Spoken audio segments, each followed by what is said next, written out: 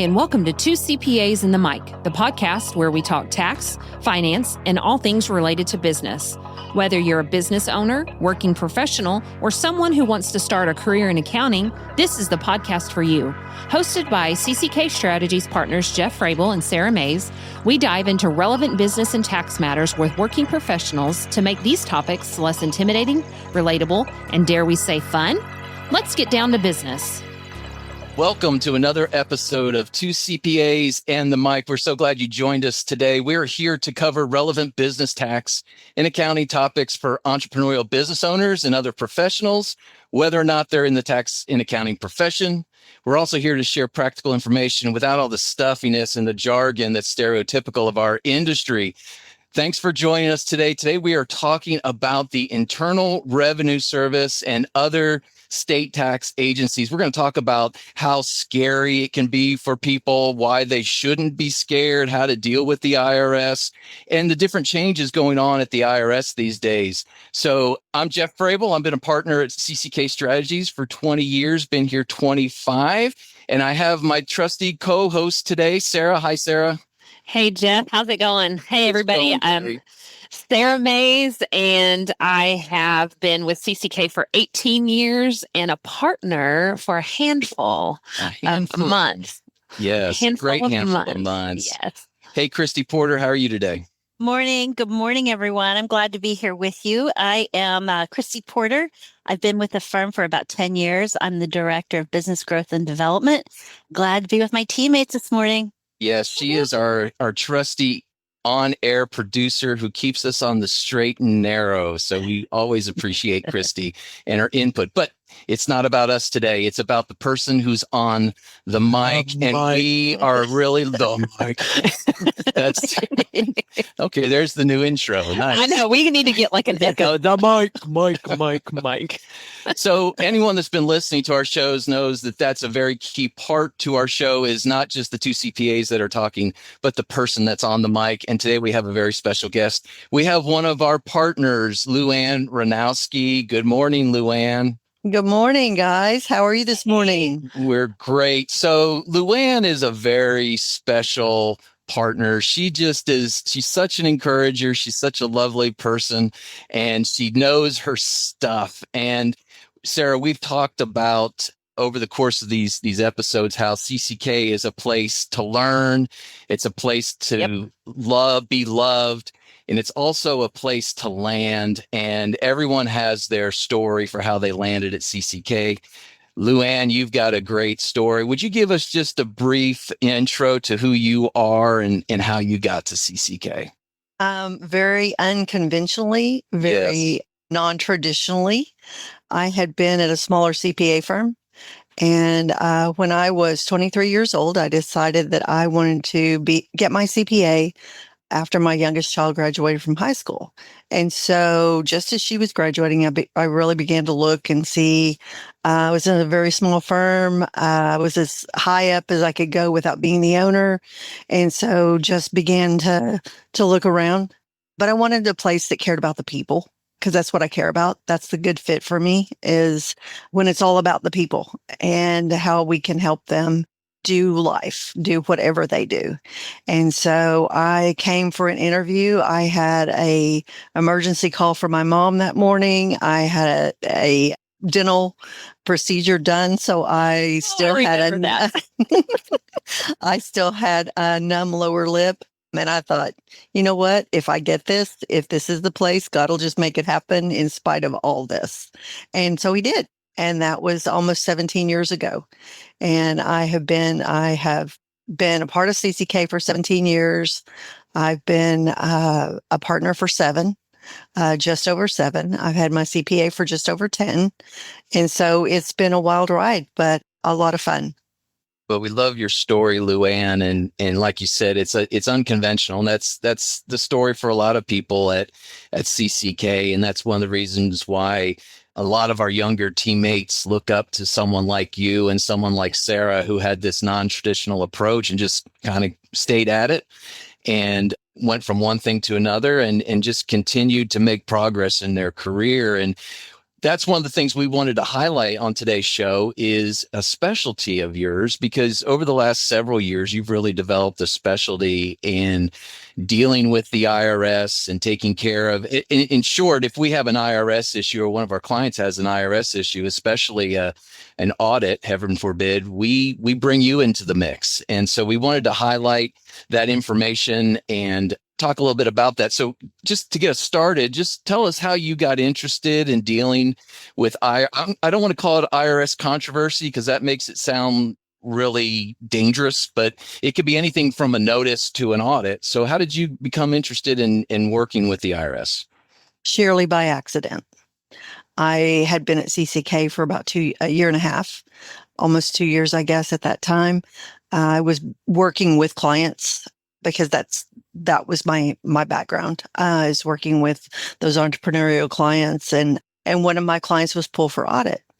And so I go down the hall to one of our managers and I'm freaking out. And I'm like, oh my gosh, what are we going to do? And so at that time, the IRS was not as stringent on people having CPAs as the representative having a CPA.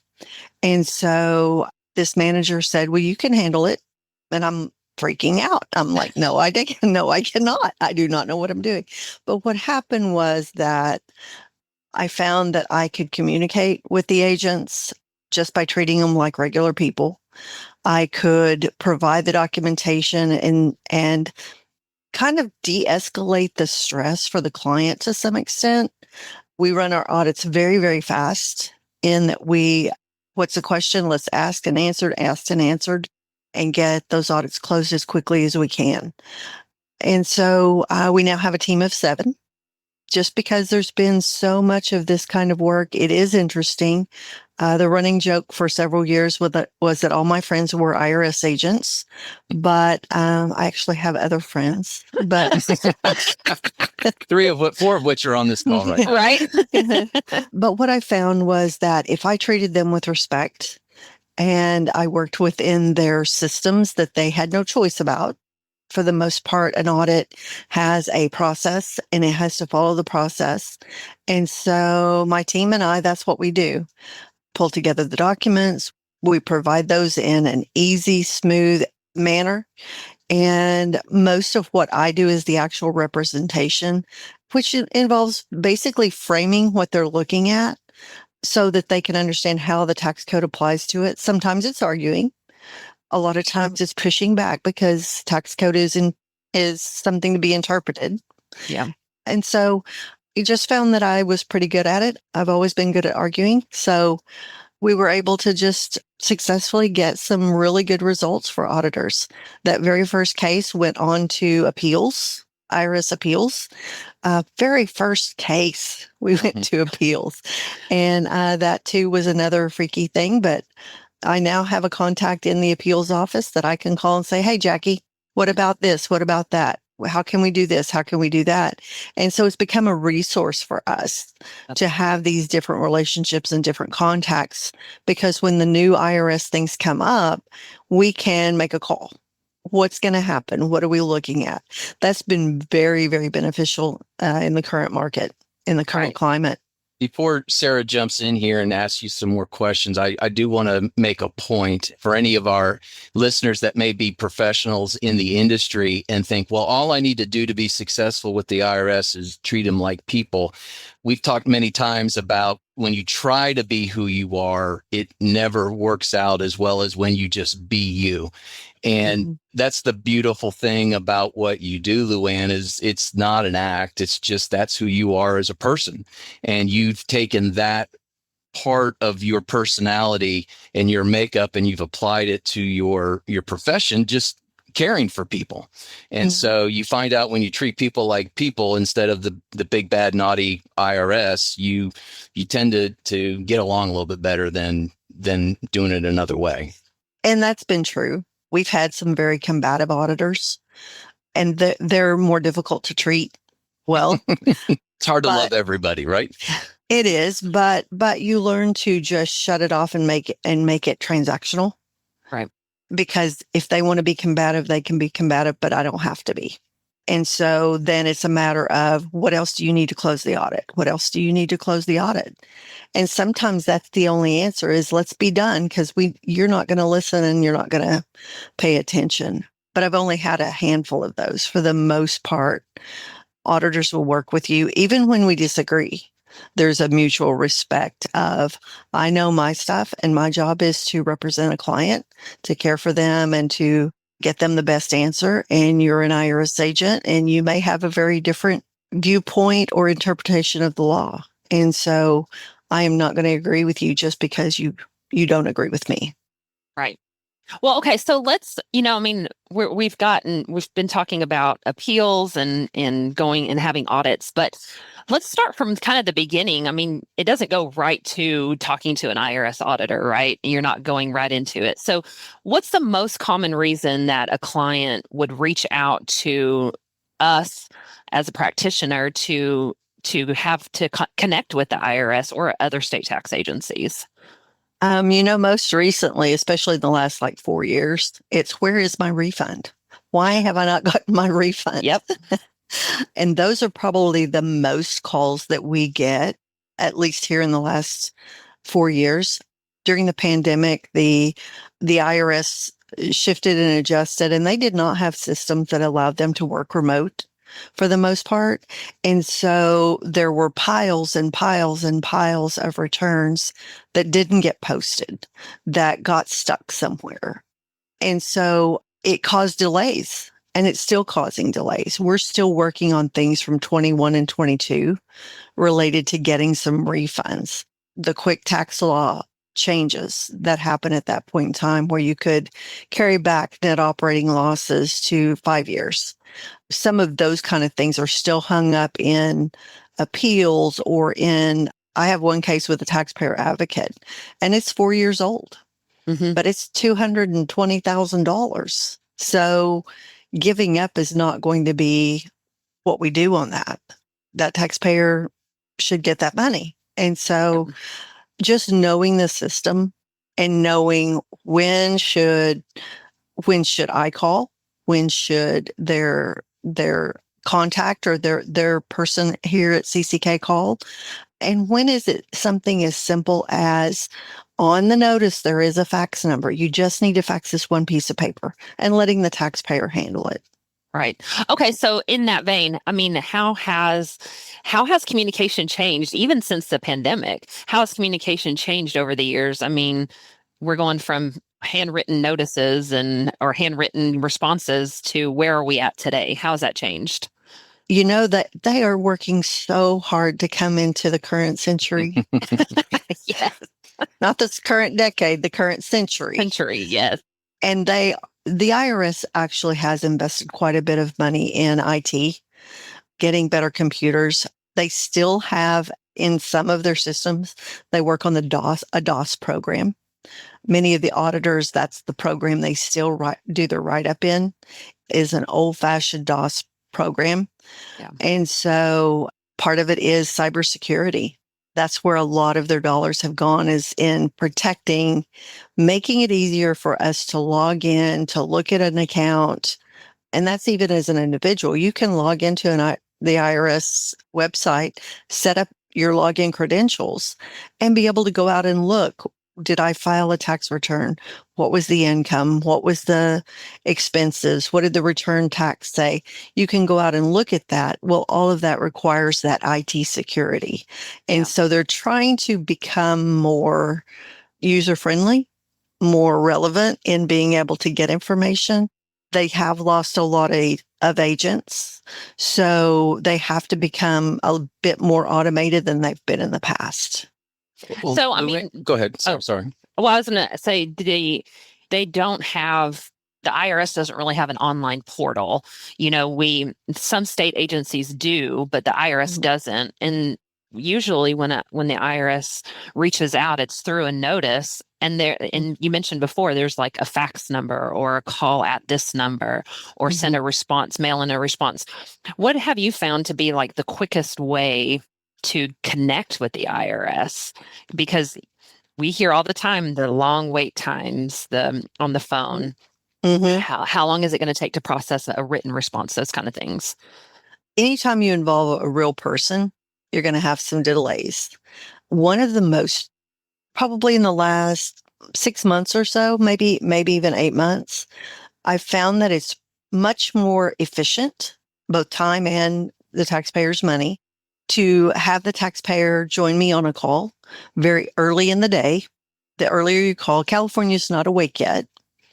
And so if you can get ahead of California and Arizona taxpayers calling, that's my preference. So many times at 8 o'clock in the morning, Central Time, I'll have the taxpayer join me on a call. We talk to the IRS. The taxpayer gives permission for me to talk about the issue. If it's something somewhat simple, like it's not going to require documents to be sent, we find out where their refund is. We find out if there's an identity theft hold. And sometimes we can't get it solved, but we can find out enough information to do the next step. And so that's really what I've done most recently on notices, is just pick up the phone and call. The taxpayer's involved. It's helpful to the taxpayer to hear the conversation from an education standpoint, but also for them understanding that we know how the IRS works. Right. And so they can hear how professionally and how carefully we word our questions and our answers. And a lot of times we just get it solved right then. And we have a hotline, so we can get through faster. Right. Well, Yes. I was Love just the gonna hotline. I was going to throw that out there, Luann, that there's many reasons why someone may need a professional.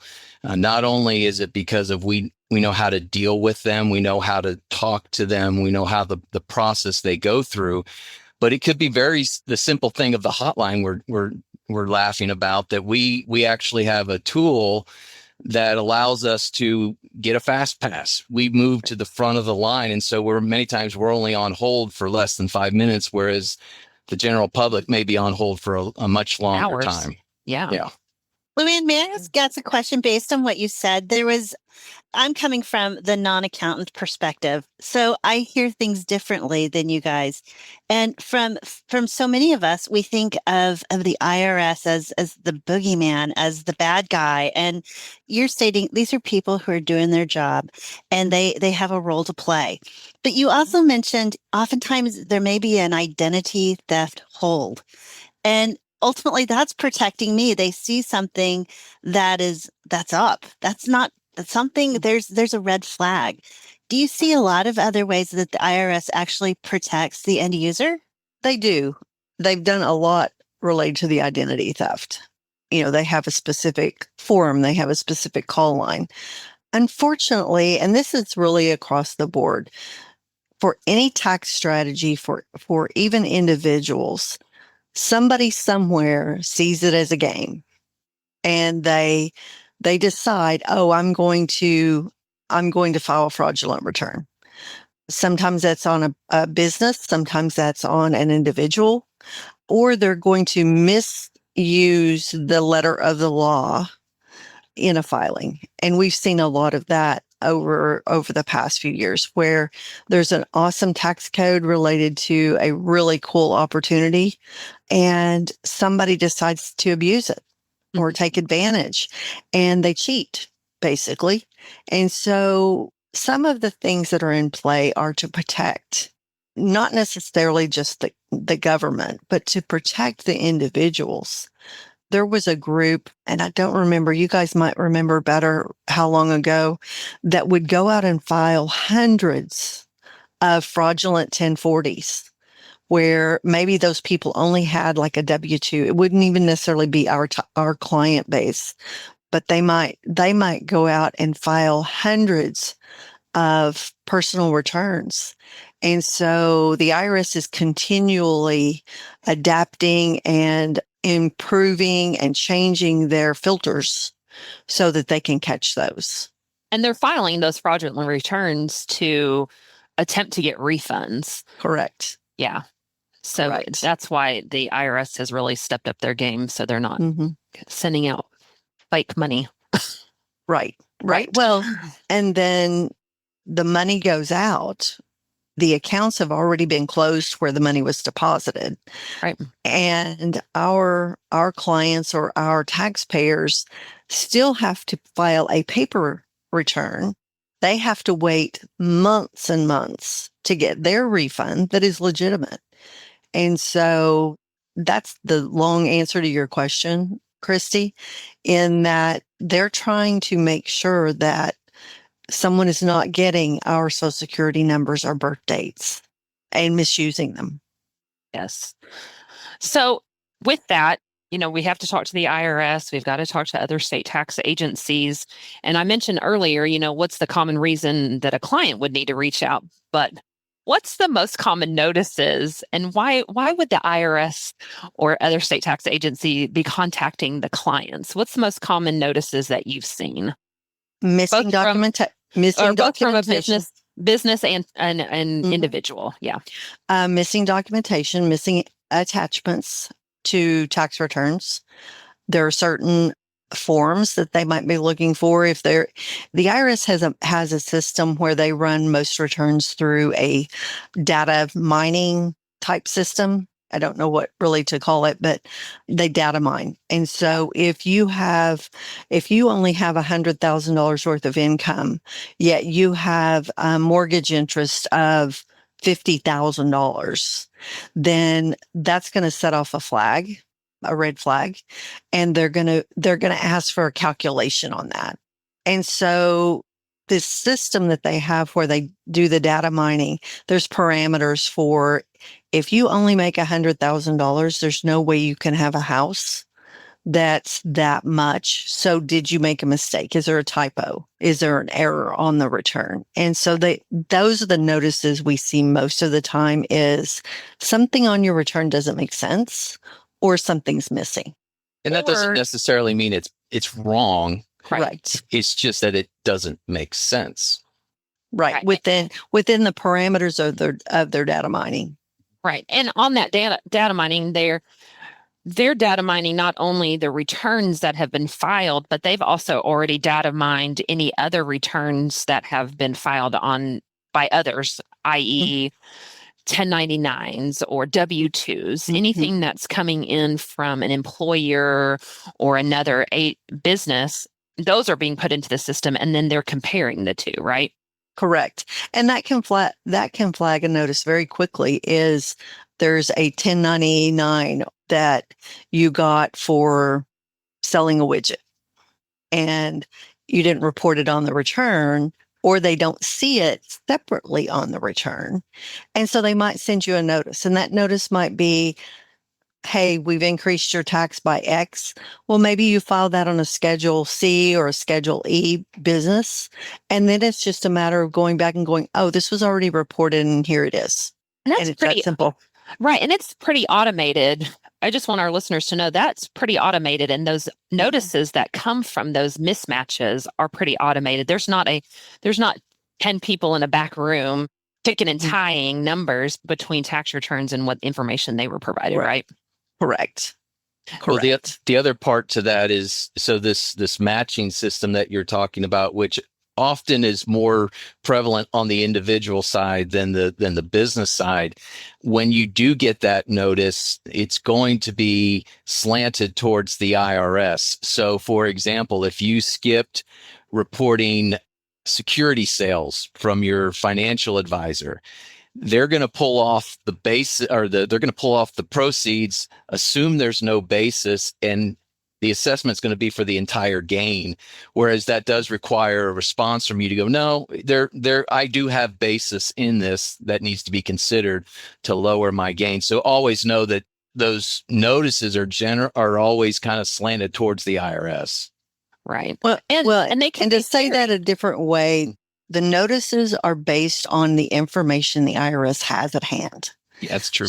So whether it's positive or negative, it's only based on what they know, not what they think. And so they send those. And, just to speak to that, they are lot of automated notices. Open the envelope. We That is what I was going to ask next. Yes. So what works for a resolution? I mean, should I just ignore those envelopes that come from the IRS? open the envelope. Yes. We have taxpayers that will bring a handful of notices in Mhm. that are over many months. And by the time we get them, now we're at critical stage of Right. they're going to issue a levy or a lien or something like that. Just open the envelope and not put it in the back drawer, but just open the envelope. And so, that's funny, but it's real. It is real. The term IRS, that return address on an envelope, completely. I got one on a change of address. Yep. And I looked at it and I thought, oh, shoot. Well, and Before you open it, yeah. Before I open it. forbid if it's certified. Right. Yes. That even makes the anxiety higher. But Sarah, I think you made a good point that even if it looks scary, there may be a reason why, and it just needs to be resolved. Therefore, don't ignore. Yes. Right. I'd like to just hearing the way you delivered that, just open the envelope. Again, going back to our listening audience, people who may not be professionals, hearing that gives me the ability to kind of go, okay, I have been panicking over this for weeks. And Luann said, just open the envelope. It's almost permission to not freak out and work with somebody. This is what I do every day. It's okay. It just, honestly, I'm not kidding, gave me a sense of peace and calm by hearing you say that. Yes. And that's just it. It's not, it could be nothing. It could be, we've changed your address, and they changed the address because there was an extra space between the street and the address. I mean, it's that simple. But even if it is big, I can lean into you. I can lean into you and let you take this burden to help me get through the challenge. Right. I think that's key, Christy, because we strive, and I know this is what Luann was talking about, is that we strive to pull that burden off of the client. So in these kind of situations, we normally don't want the client talking to the IRS because we know how to deal with them and we can make it more efficient. But there's just a whole concept of burden that goes on there that as long as I give it to Luann or give it to CCK or even your own service provider, that's being taken care of. Right. And sometimes it's the interpretation of what they say. The letters are not always easy to read. They say a lot of words to say one little thing. And so sorting through all the noise is a part of what we do as CPAs. I mean, I would say that's across the board, is sorting through the noise. The simple answer is we just need to provide them with this. Or they're just telling you your address changed by one space or whatever. But it doesn't have to be hard or scary. If you don't have a CPA, if you're not having your returns prepared by a CPA, that might be more scary because then you're like, well, I don't know what to do. Right. Call Jeff. Call Jeff or Sarah. Yes. Well, the other thing I want to point out is we as CPAs and professionals in this industry are not exempt from getting those letters ourselves. And you mentioned it already, Luann, and I could only imagine. I mean, when I get one, my heart skips a beat and I go, well, what do they want now? Or whatever. But for someone that just has that boogeyman mentality of the IRS and hears what they hear on the news and news stories, it could be a significant deal. And so they need to know that someone can walk with them through that process. Yes. Yes. Okay, Luann. So we've been talking about all of this. What has been your most difficult case? Like from an appeals or even just a notice. I mean, some notices can be ridiculously long too, just trying to sort through. But what's been your most difficult? The most difficult audit was one out of California where we had a group of mental health professionals. They had, 8, maybe more in companies. We call them entities, but companies. they had very, very, very poor records where they had just not paid the right bills through the right company, and they didn't keep all the receipts and everything separate. And then on top of that, we had an IRS auditor who was combative. So not only did we not have good records, that's the death of an audit. If you can't provide documentation on what was done, and these a lot of times happen on returns that we don't prepare because we're kind of specific. I think over the past 15 years, I've harped on it enough of the work papers have to support the return. Yes. Make sure you have documentation for the why.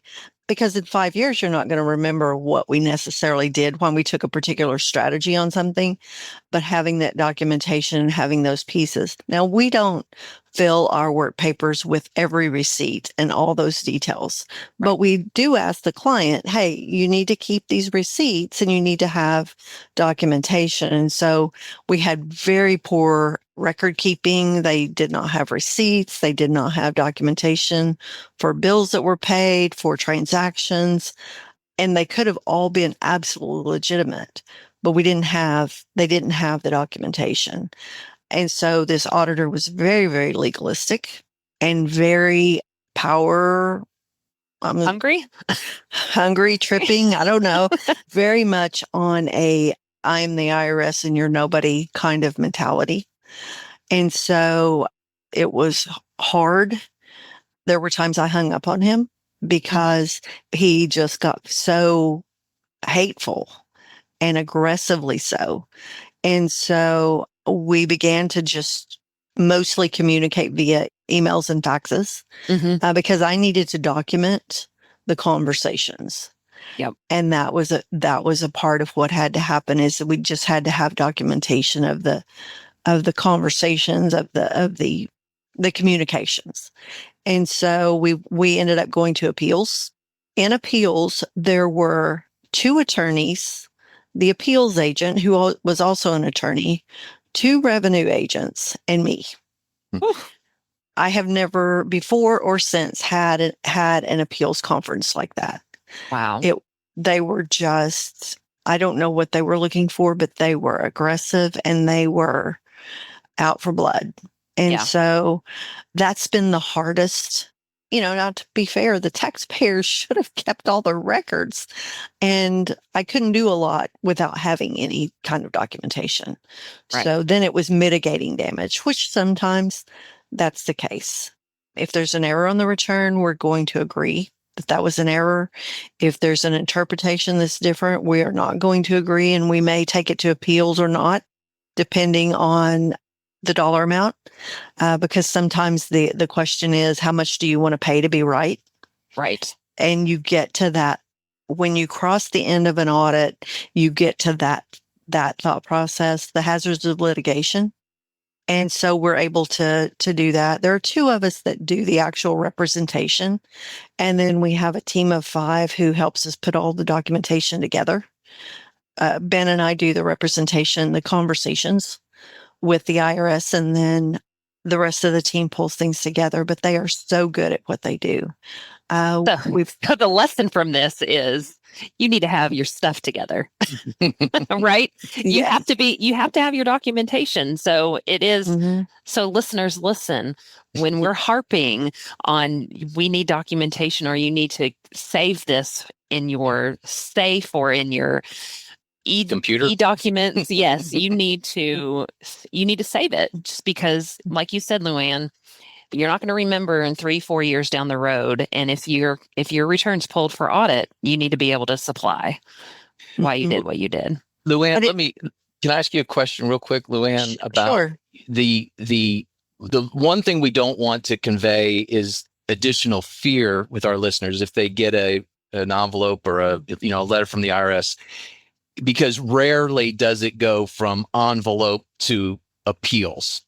Can you speak just generally about audit rates and that? Because a lot of times most of the time you're getting a notice, you resolve it, and you're done.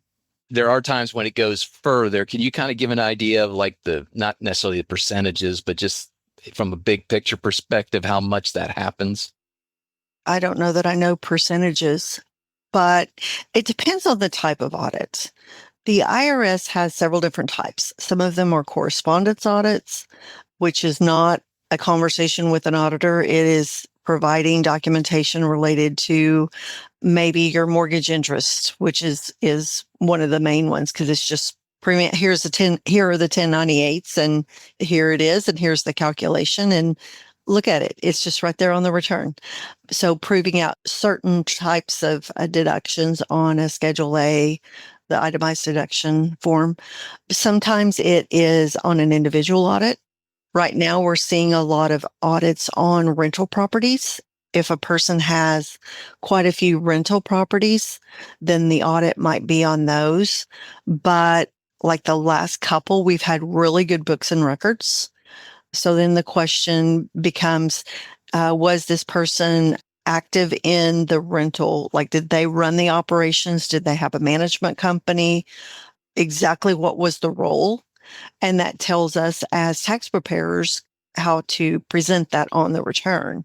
And so that's kind of coming under question. That seems to be one of the things that the IRS is looking at right now, is that passive versus active versus rental real estate professional. And so we have some of those, but generally we don't end up going to appeals unless it is a significant adjustment that we have a different interpretation of the law, because you have to provide all the documentation you have to the auditor. You can't provide new documentation to appeals. It has to be worth adding another year or so to the audit, because appeals is backed up. It's going to take a while to get assigned an officer and have the conversation. And so we're very, very specific in what's best for the client. Is it going to be beneficial for them? How much stress is it going to cost? Because sometimes the cost isn't dollars. Exactly.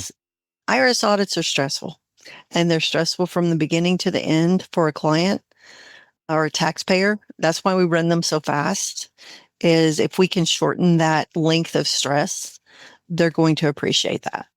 There are other professionals that slow step it and continue to kick the can down the road as long as they can, sometimes in hopes of fees, sometimes in hopes, if it's a part of a larger campaign, in hopes of somebody else paying the legal fees to get to the answer. So there's reasons why we might extend it, but they have to be very, very specific. There are also audits on large business and international returns, which is a completely separate audit group with the IRS. There's small business and self-employed, which is most of our clients.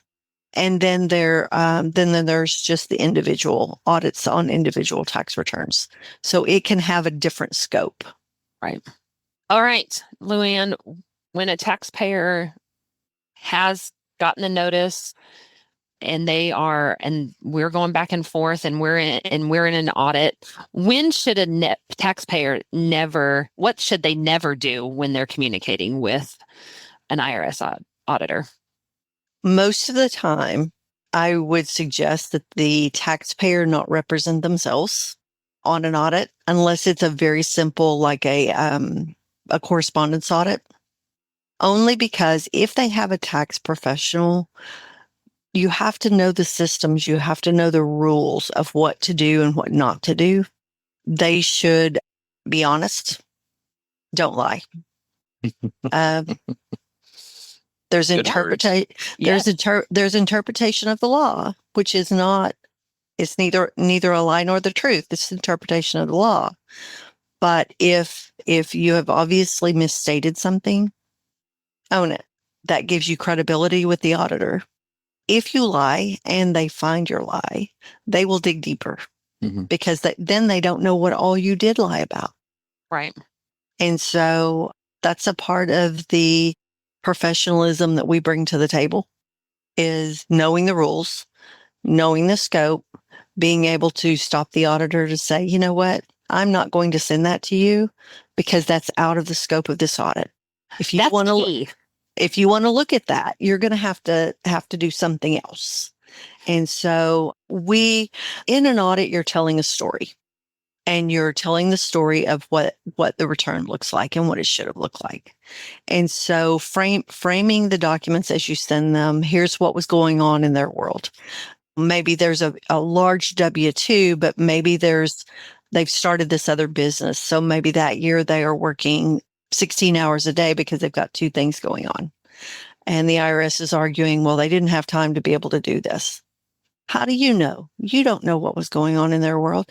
And so painting the taxpayer as a real person, doing life, doing their work, doing whatever it is they're doing, and giving enough context so that the documents are just the substantiation for the story. Right, because the IRS auditor is also framing their own story based on the numbers on the return. Correct. Right, and it's either validating that story or saying, no, this is what really happened. Correct. Yeah. Correct. Luann, as we're getting ready to start wrapping up this episode, can you give some insight and thoughts as to what's going on at the IRS these days? Because there's been a lot of news about, ever since Trump came back into office, about downsizing and things of that nature. Can you comment on what's going on? Because I know you have some insight. You talk to these professionals. So what's really going on there, and what can people expect to encounter? The IRS is still catching up, and they seem to be doing a good job of processing documents as quickly as they can on the older items like the ERC credits and some of those things. They did have a layoff of about 6,000 agents, in February? January and January, early February, which was the new hires. The IRS has had a freeze on hiring for years and years and years until the last 5 years. Like the freeze was, I think, for like 10 years. And then they hired some people. And those are the people that got laid off. Anyone who had a probationary contract, even if they'd been there a little longer or had not been there for longer than, I believe, 5 years, they were laid off. And then you have this huge group of IRS just employees overall, not just auditors, employees that have 20 plus years with the service, but just weren't quite ready to retire. I mean, you could have gone to work with the service when you're 25. Well, you're only 45. So, I'm not quite ready to retire yet, but they are taking their early retirement options because they have that 20 years in, they've paid their time. And so they're taking it and they're getting out. Hopefully we'll see some of those individuals come into the private sector, or that's my hope, because it would be amazing to hire some IRS agents. Yeah. Because they know general ledger accounting. They know what it's supposed to look like. Sometimes they know tax returns and what they should look at but sometimes not so much from the prep side, but more from they understand what they're looking at. And so we'll see what happens. I don't think the IRS goes away, but I'm sure a lot of people would like. I mean, just talk about the wild, wild west. If that right. Yeah. Well, and you have all the states. The tax structures are not going to go away in all the states. So I don't think they're going to go away anytime soon, but I think we are seeing a huge reduction in the workforce. Yeah. Good or bad, to be seen. But I think they are attempting to do better customer service, that they're attempting to resolve issues quickly if they can. The IRS does work in silos. So if you call and that person, you want to have a 1 to 2 sentence explanation for why you're calling, because you don't want to tell them the whole story and then get transferred. Mm-hmm. And have to 3 tell times. it again. Yes. Yeah. 3 times. Yeah. So have, I mean, that's what I would tell a taxpayer if they're doing the calling. Have a 1 to 2 sentence explanation for what you want. Be very clear on what you want. And then just say, can you help me with this? If they can't, they'll transfer you. If they can, then you can dive into details. But that gets you to the place without frustration of I've told this story 3 times already, but you told it to the people that can't do anything, because they do work in silos. They do have partitions in their system as to who can make what changes, who can approve abatement of penalties, any of those kind of things. And so if you talk to the wrong person, they're gonna just tell you they can't make that happen. And so be very specific in what you want, what you're calling about. They can look up your account and see what that letter was related to and get you to the right person. If you don't know, just tell them you don't know, but you got a letter and here's the number. Right. And they can get you to the right person. And so that's what we're seeing, at least from our side. I think there are going to be fewer audits because they are realigning the staff they do have, at least for the short term. Because but they're not going away. I would be very, very surprised if they go away. I don't think they will go away. They still have a lot of things to process before they could go away. But I think we will see a realignment and a settling. They have not been settled since the COVID shutdown, only because they were not prepared. And like us, they were not prepared to go remote. And they did not do that well. Yeah. And they struggled. And yes, we did audits with the Large Business International Group during COVID, but they struggled because they only knew how to do it one way, because that's what their textbook says to do. Yeah. And so they're figuring it out, just like the rest of us. Well, we've had an internal joke for years and years. You were talking about the 2 ways you could approach something. There's a third way. If you don't like the answer you're getting, you can always call back.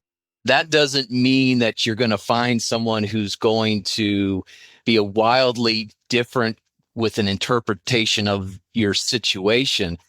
But what you will find is there's people that answer the phone that are very helpful, people that answer the phone that are not, just like the real world. And so if you find yourself butting up against a brick wall, call back and see if you can find someone that's willing to take some time and help you out. So Luann, anything else you want that we need to know that that our listeners need to know that you think would be beneficial, or have we pretty much covered it all?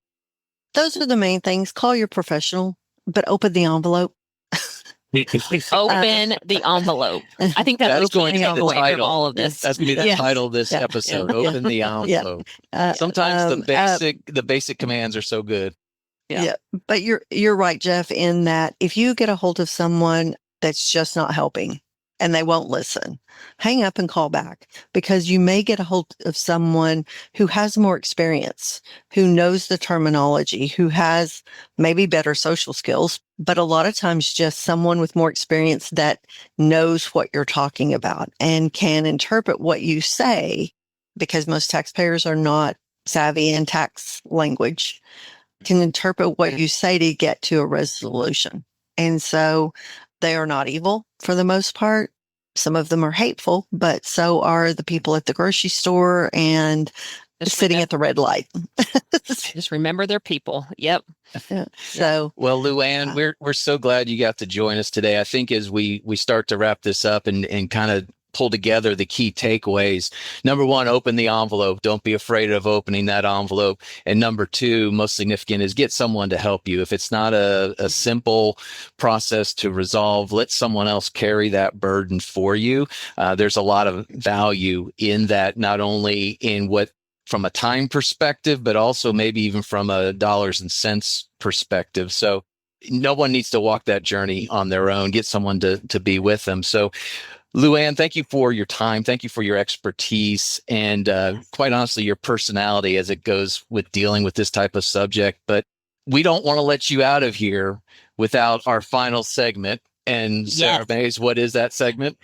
It's rapid fire. Rapid fire. Luann, you are on the hot seat. I've got a few questions for you. They're rapid fire questions, really fast.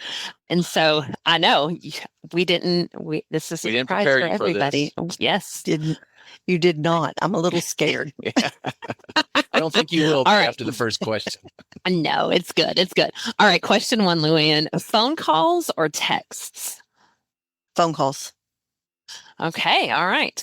What is your favorite Disney character? Oh, probably Mickey Mouse. Nice. Okay. All right. Are you a bug killer or a bug saver? Oh, I stomp on those. Nice. All right. And are you a morning person or an evening person? Morning. Morning. Okay. And last one, movies, books, or TV? Books. Nice. All right. Good deal. I learned Luann was a bug killer. That didn't surprise me. I don't know why. She's so meek and mild, but she'll stomp on those bugs or IRS professionals, I guess. Right? She may be small, but she is mighty. She is small but mighty. Well, Luann, thanks again for joining us today. We are thankful for all of our listeners. We hope that you were able to glean a lot of wisdom out of the information and content that we share today. If you want to connect with us, we would love for you to do so. Send us a comment. Let us know what you might want to hear on another episode, but you can connect with us at podcast@cckcpa.com. That's podcast@cckcpa.com. Be sure to subscribe, comment, like, all those kind of fun things. We're so thankful you joined us today. Our special thanks to CCK Strategies for their ongoing sponsorship of our time and this podcast. We're so very grateful. Christy Porter, as always, thank you for keeping us on the straight and narrow. Robert Mays for our intro and outro music. Clarence Fisher for helping us through this whole process with Tulsa Internet Marketing Service, and Natalie Renfro for keeping us, all the background work really is what she's doing. And we're so appreciative of that. But again, we're glad you joined us today, and we hope that you join us next time when these two CPAs get together to have a chat and you get to find out who's on the mic. The information provided on this podcast is for general informational and educational purposes only and does not constitute accounting, tax, legal, or financial advice. While we strive to provide accurate and up-to-date information, laws and regulations change and individual circumstances vary. Always consult with a qualified CPA or professional advisor before making any financial or business decisions. The views expressed by the hosts and guests are their own and do not necessarily reflect the opinions of any organizations they are affiliated with. Listening to this podcast does not create a client-accountant relationship. By listening to this podcast, you acknowledge and agree to those terms. And that's a wrap for this episode of Two CPAs and the Mic. If you found today's episode helpful, please subscribe, share, and leave us a review. Have questions or ideas for a topic? Reach out. We'd love to hear from you. Email us at podcast@cckcpa.com.